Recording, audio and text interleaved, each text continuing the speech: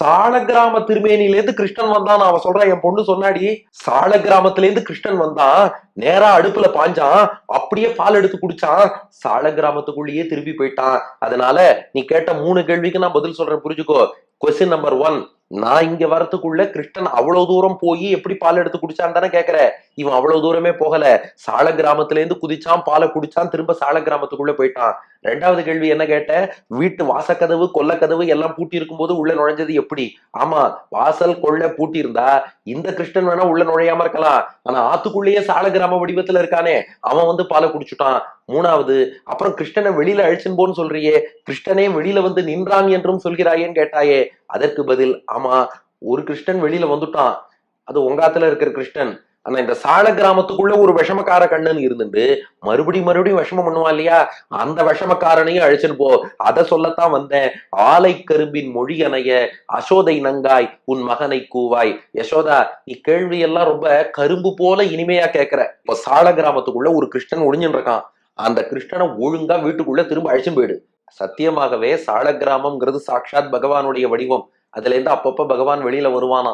இது வேடிக்கையா திருக்குடந்தை ஆண்டவன் ஒரு வேடிக்கையாக ஒரு அனுபவத்துக்காக சாதிப்பாராம். சால கிராம திருமேனின்னு நம்முடைய இல்லத்திலே பெருமாளை எழுந்தருள பண்றோம். தினந்தோறும் சால கிராம பெருமாளுக்கு கட்டாயம் திருவாராதனம் பண்ணணும். ஒரு சிலர் என்ன பண்ணிடுவாளாம், சால கிராமத்தை ஆத்துல வச்சுட்டு எங்களால பூஜை பண்ண முடியல, அதனால யார்ட்டையாவது கொடுத்துடுறோம், கோவில்ல கொடுத்துடுறோம்னு செய்வாளாம். அவள்கிட்ட திருக்குடந்தை ஆண்டவன் அறிவுரை சொல்லுவாரா, அது பார்ப்பா, சால கிராமம் ஆத்துல இருந்தா கட்டாயம் பூஜை பண்ணணும், பண்ண வேண்டியதா. அதுக்காக ஒருவேளை ஒன்னால ஒரு நாள் அந்த திருவாராதனம் பூஜை பண்ண முடியலங்கிறதுக்காக சால கிராம பெருமாளை தூக்கி வெளியில கொடுத்துடாத, அவர் தான் ஆத்த காப்பாத்துற பெருமாள். இவர் திரும்ப கேட்டாராம், இல்ல பெருமாளுக்கு சாப்பாடு எதுவுமே சமர்ப்பிக்க முடியலையே, நிவேதனம் பண்ண முடியலையே, பட்னி போடுறோமேன்னார். திருக்குடந்தை ஆண்டவன் சாய்ச்சாராம், நோ ப்ராப்ளம், சால கிராம பெருமாள் ஆத்துல இருந்தாலே உனக்கு சமையல் அறையில குக்கர்ல இருந்து சவுண்ட் வரும்போது இங்கேருந்து சால கிராமத்துல இருந்து பெருமாள் தாவுவார், குக்கர்ல உள்ள உணவை அமுது செய்வார், மீண்டும் சால கிராமத்துக்கே திரும்பி வந்துருவார். இங்க சால கிராமம் உடைய நம்பி சாய்த்து பெருகிட்டு பொந்து நின்றான்னு பார்த்தோம் இல்லையா, அது போல ஆத்துல சமையல் அறையில கிச்சன்ல இருந்து குக்கர் சவுண்ட் வந்தாலே அமுது செய்தேன்னு அபிமானிப்பார்.